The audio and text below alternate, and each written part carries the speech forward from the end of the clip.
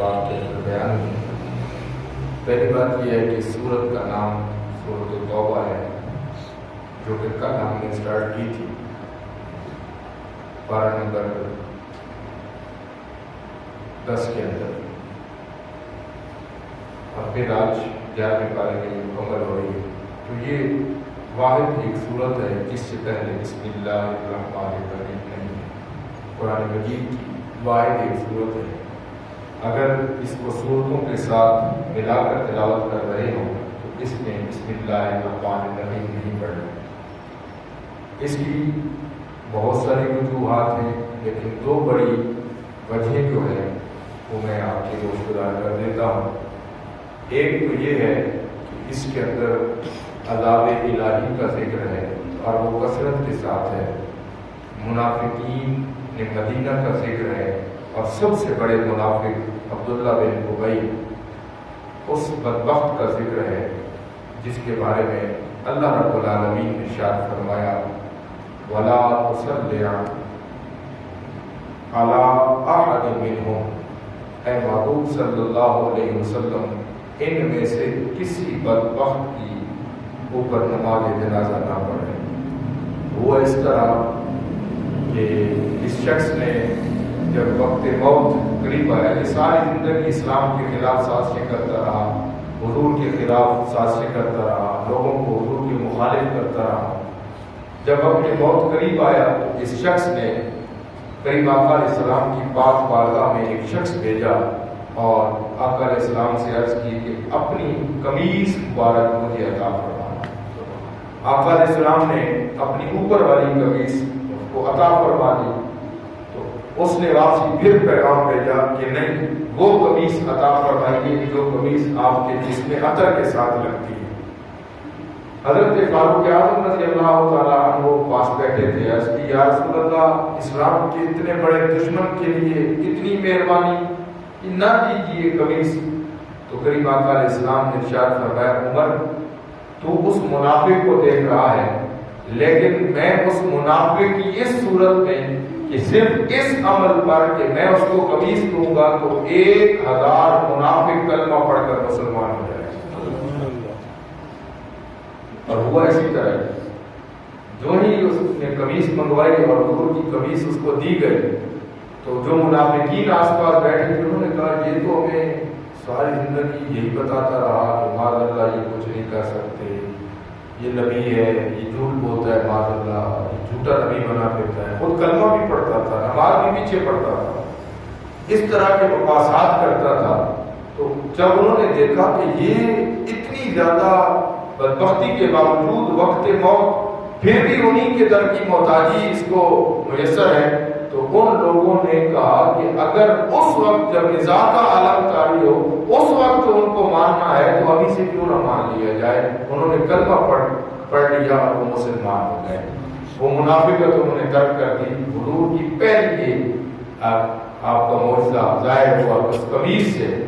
حضرت یوسف علیہ السلام کی قمیص ہم آگے چل کر پڑھیں گے پارہ نمبر 12 کے اندر کہ حضرت یوسف علیہ السلام کی قمیص اپنے باپ کی آنکھوں پہ لگے تو بینائی آ جاتی ہے، ہمارے نبی کی قمیص کسی کے پاس جائے تو 1000 لوگ کلمہ پڑھ لیتے ہیں۔ سبحان اللہ، ہم اس نبی کے ماننے والے ہیں، یہ بات آپ کے ذہن میں لینی چاہیے۔ تو سورہ توبہ کی ایک وجہ تو یہ ہے کہ اس سے پہلے بسم اللہ نہیں ہے، لیکن بہت سارے مفسرین کرام اس طرف میں ہیں کہ یہ وجہ نہیں ہے، بلکہ وجہ یہ ہے کہ اس کی ابتدا براءۃ با سے ہے، بے با الف با تا تا با سے ہے۔ تو مفسرین کرام نے بڑا خوبصورت نقطہ لکھا، انہوں نے کہا سارا قرآن اللہ نے اس کے فیض کو جمع کر کے بسم اللہ میں جمع کر دیا۔ آپ کو بات سمجھ آ رہی ہے؟ پورے قرآن کا فیض اللہ نے بسم اللہ کے اندر جمع کر دیا، اور سارے بسم اللہ کا فیض اللہ نے بسم اللہ کی باب میں جمع کر دیا۔ اور حضرت علی فرماتے ہیں وہی بات اس کا نقطہ ہے، علی اس کی وہی نقطہ ہے، ٹھیک ہے۔ تو یہ اس لیے بھی فرماتے ہیں کہ چونکہ اس کی ابتدا واحد ایک صورت ہے جس کی ابتدا با سے ہو رہی ہے، اس لیے سے میں بسم اللہ الرحمن الرحیم۔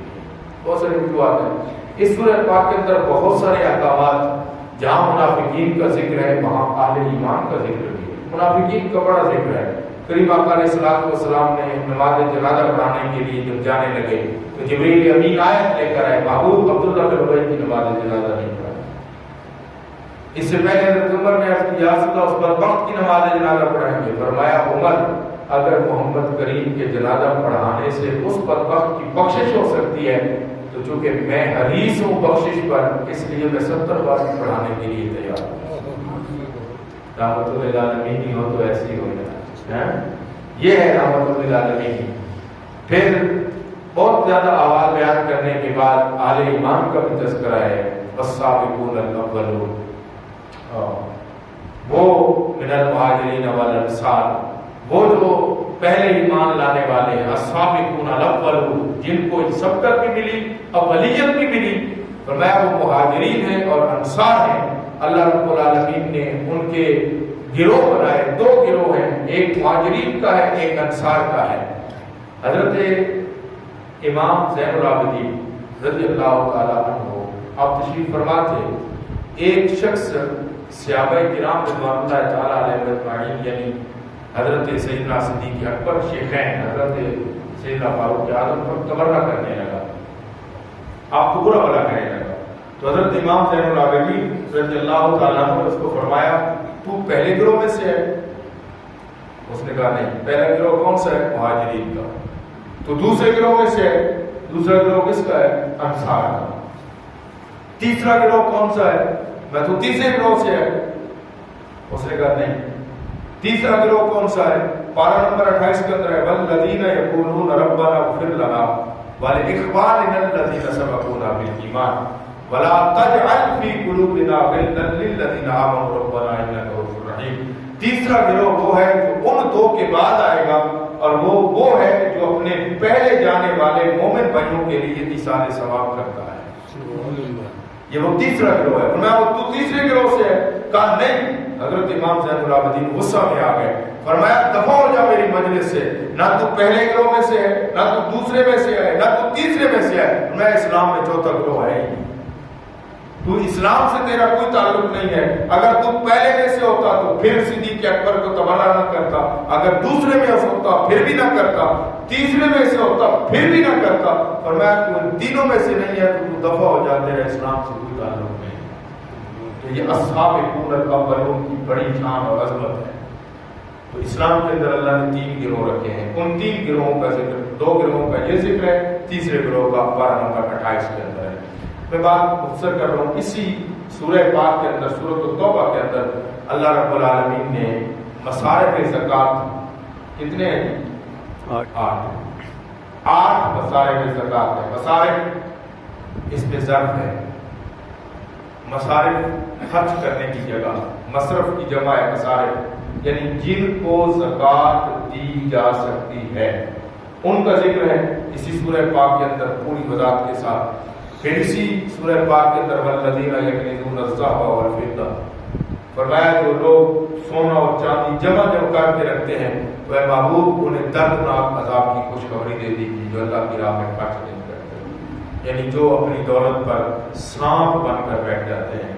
اس سورہ پاک کے اندر ایک خاص آیت بھی ہے اور وہ آیت ہے دعائے مصطفیٰ۔ کیا ہے؟ دعائے مصطفیٰ۔ اللہ نے فرمایا محبوب ان صلاتک سکن لہم، اے محبوب ان کے لیے دعا کیا کرو، اس لیے کہ آپ کا دعا کرنا ان کے لیے سکون کا باعث ہے، ان کے لیے سکون کا باعث ہے۔ آپ نے پارہ نمبر 5 کے اندر ہم نے ایک آیت پڑھی تھی وَلَوْ أَنَّهُمْ إِذْ ظَلَمُوا أَنفُسَهُمْ جَاءُوا فَاسْتَغْفَرُوا اللَّهَ وَاسْتَغْفَرَ لَهُمُ الرَّسُولُ لَوَجَدُوا اللَّهَ تَوَّابًا رَحِيمًا۔ میں نے اس کی تشریح کے اندر یہ عرض کیا تھا کہ جو لام ہے یہ تاکید کا ہے، یعنی جب بندہ مومن غلطی کر کے اپنے قریب محبوب کی بارگاہ میں پہنچ جائے گا اور وہاں جا کر اگر حضور نے مہر تصدیق ثبت کر دی تو پھر کوئی چیز ایسی نہیں ہے جو اللہ کی رحمت کو روک سکے، پھر اللہ ہر حال میں اپنی رحمت عطا فرماتا ہے۔ تو فرمایا ان صلاتک سکن لہم، محبوب تو ان کے لیے دعا کیا کر اس لیے کہ تیرا ہاتھ اٹھانا، ان صلاتک محبوب تیرا یہ دعا کرنا سکن لہم، انہیں سکون عطا فرماتا ہے۔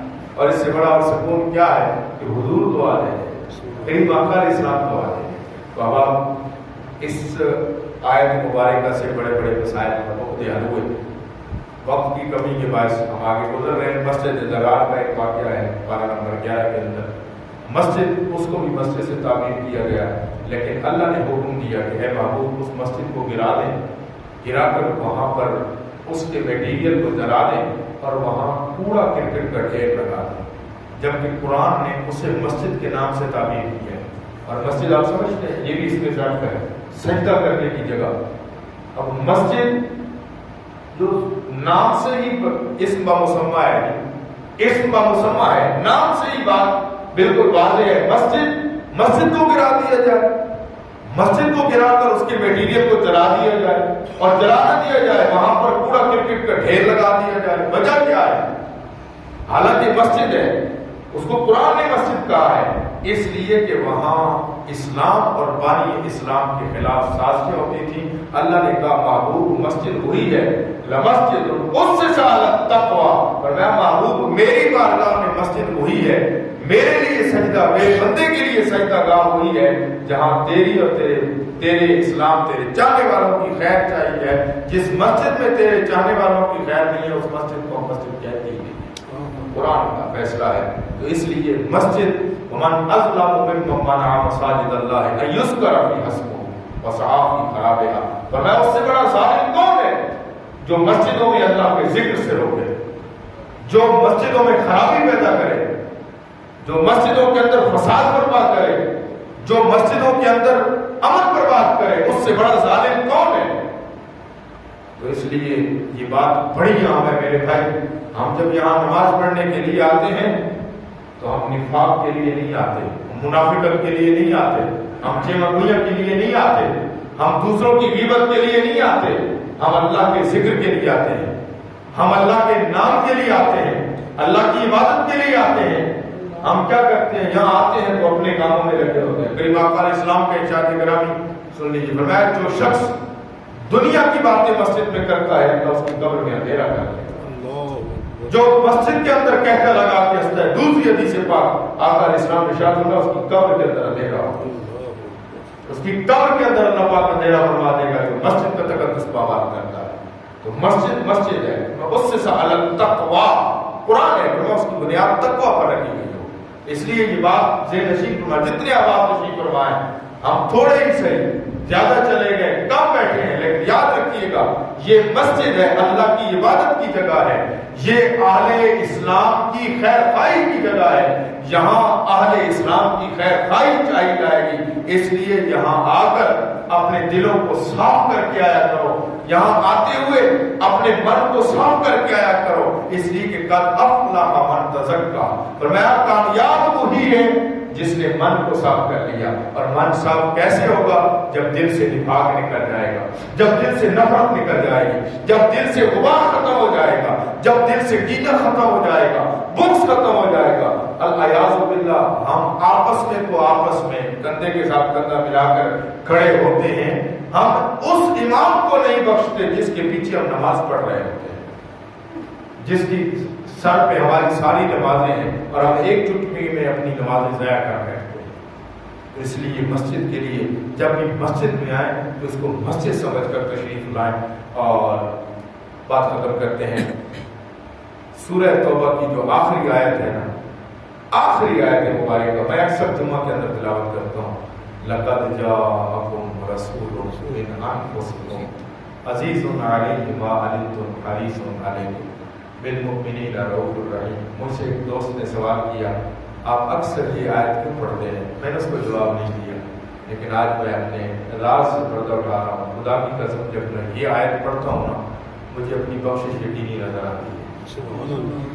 میں آپ کو ایک راز کی بات بتا رہا ہوں، میں پڑھتا اس وقت اسی لیے ہوں کیونکہ اس کے اندر جو الفاظ ہیں فرمایا عزیز علیہ ما عنتم حریص علیکم، فرمایا تیرا مشقت میں پڑھنا، اس کا ہمارے گناہگاروں ہمارا مشقت پہ پڑھنا آقا کو تکلیف دیتا ہے، آقا کو تکلیف، اور آگے حریص علیکم، الفاظ دیکھیں فرمایا وہ تمہاری بخشش پر حریص ہے. پتہ ہے ہرس کس کو کہتے ہیں؟ ہرس کس کو کہتے ہیں؟ جس بندے کو ہرس لگ جائے، ہرس لگ جائے، یہ ہرس جو ہوتا ہے نا لالچ کو کہتے ہیں. اور ہرس، جس بندے کو ہرس لگ جائے نا، ہرس، اس بندے کی صحت خراب ہو جاتی ہے. آپ کو شاید یہ لفظ اللہ نے کیسا استعمال اللہ اپنے محبوب کے لیے، حریص علیکم. فرمایا اے امتی تو کتنا خوش نصیب ہے، تیری بخشش پر میرا محبوب حریص ہو رہا ہے. کیا وہ کتنا قریب نبی ہے یار، ہم اس نبی کے اوپر کتنی خوبصورت بات ہے.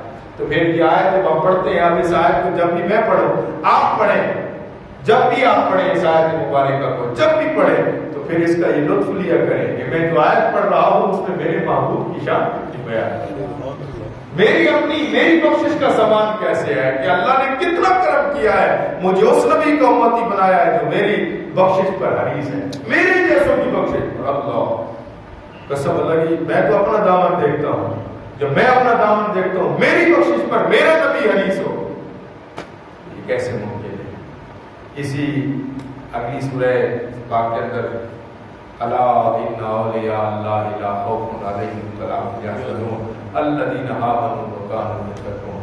فرمایا وہ جو اللہ کے دوست ہیں نا ان کو کوئی خوف نہیں ہے. بالکل ولا هم يحزنون، يحزنون فعل مضارع ہے. فعل مضارع میں دو فعل پائے جاتے ہیں، ایک فعل حال اور ایک فعل استقبال. یہ جو حال ہے یہ موجودہ ہے اور حال آنے والا ہے. اس کا ترجمہ یہ ہے ولا هم يحزنون. اس کا معنی یہ ہے نہ، یہ لا خوف کا معنی ہے اس دنیا میں پریشان نہیں ہے، انہیں کسی کا خوف نہیں ہے، کسی کا ڈر نہیں ہے، کسی کی پریشانی نہیں ہے، کسی کی کوئی پریشانی نہیں ہے. صحابی رسول ہو کر جنگل میں شیر سامنے آ جاتا ہے تو کہتا ہے مولا رسول اللہ ہے، اوے جنگل کے بادشاہ سن، میں محمد مصطفیٰ کا غلام ہوں، میں محمد مصطفیٰ کا غلام ہوں. شیر دو میں لانا شروع کر دیتا ہے، شیر دو میں لانا شروع کر دیتا ہے. یہ ہوتا ہے لا خوف، ان پر کوئی خوف نہیں ہے، پھر وہ بلا جھجک اس دنیا میں جیتے ہیں. ولا هم يحزنون، اور نہ ہی وہ قیامت کے دن غمگین ہوں گے. کیوں؟ کریم آقا علیہ السلام نے، آقا علیہ السلام 3 دن نماز پڑھاتے، بس میں آخری حدیث پاک سنا رہا ہوں. 3 دن یہ عمل رہا، آتے نماز پڑھاتے، کسی سے آبی سے بات نہیں کرتے، حضور حجرہ پاک میں تشریف لے جاتے. ایک دن بھی، دوسرے دن بھی، تیسرے دن بھی. جب 3 دن مکمل ہوئے، چوتھا دن شروع ہوا تو حضور تشریف فرما ہو گئے. خود ہی حضور بیٹھ گئے. جو ہی بیٹھے صحابہ کرام ہاتھ جوڑ کے عرض کرنے لگے یا رسول اللہ کیا ماجرا ہوا، کوئی ہم سے غلطی ہو گئی، آپ ہم سے ناراض ہیں، 3 دن ہو گئے ہیں، حضور پورے دیدار کا شرف ہی نہیں بخشا ہے، آتے ہیں نماز پڑھاتے ہیں چلے جاتے ہیں، چہرے پر پریشانی کے آثار ہیں. یا رسول اللہ آپ، تو حضور علیہ السلام نے ارشاد فرمایا مبارک ہو، میں 3 دن سے اپنے رب کی بارگاہ میں التجا کر رہا. مزہ لیجیے گا حدیث میں، 3 دن سے میں اپنے رب کی بارگاہ میں التجا کر رہا تھا، لجاجت کر رہا تھا. یا رسول اللہ کس چیز کی؟ فرمایا میرے رب نے مجھے کہا ہے محبوب آپ کی امت کے 70,000 لوگ بے حساب جنت میں بھیج. کتنے لوگ؟ 70,000. آپ کو فرماتے ہیں میں نے عرض کی مالک اس سے زیادہ کر، یہ تھوڑے ہیں بھائی، یہ تھوڑے ہیں. 120 صفحے ہونی ہے جنتیوں کی، اور اس میں سے 80 صف خالی محمد مصطفیٰ کی امت کے ہوتے ہیں. یا اللہ یہ تھوڑے ہیں، زیادہ کر. اچھا یہ بے حساب سے مراد یہ کہ حساب کتاب شروع نہیں ہوا، جنت دوزخ کا فیصلہ نہیں ہوا، یہ اس سے پہلے کی بات ہے. 70,000. اللہ پاک نے فرمایا اے محبوب ان میں سے ہر ایک 1,000 ساتھ لے کر جائے، میں زیادہ کر دیتا ہوں. کہتے ہیں پھر میں نے عرض کی مالک نا اس سے اور زیادہ. سیاستہ کی حدیث ہے، میں حوالے کا ذمہ دار. حضور نے عرض کی مالک نہ اس سے اور زیادہ کر. فرمایا محبوب جاؤ. تیسرے دن رب نے فرمایا محبوب اتنی التجا کر رہے ہیں تو پھر جائے میں آپ کو یہ شرط دیتا ہوں، آپ کے 70,000 وہ امتی جو بے حساب جائیں گے ان میں سے ہر ایک اپنے ساتھ 70,000 کی.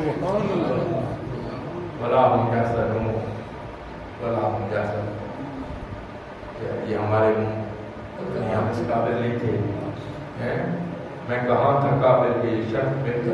یہ ان کی عنایت ہے کہ دامن سے لگا بیٹھا. اس لیے ناز کرنا چاہیے. اس ناز کا پھر انداز بھی ہونا چاہیے کہ ہم اس نبی کو خوش کریں. اس نبی کی بارگاہ میں اپنے اعمال اتنے خوبصورت کر کے بھیجیں کہ جب فرشتہ اعمال لے کر جائے تو اس میں جھوٹ کی آمیزش نہ ہو, اس میں نفاق کی آمیزش نہ ہو, اس میں گناہوں کی آمیزش نہ ہو, بلکہ جب اعمال آئے تو حضور خوش ہو جائے. امتی چلے تو میرا حق تو ادا نہیں کر سکتا تھا لیکن کم از کم امتی ہونے کا کمال تو کیا ہے. یہ تو کم از کم تو نہیں کچھ تو کیا ہے کہ امتی تو ہوا ہے. امت کا ہمیں ایک بات بتا ہے. اللہ رب العالمین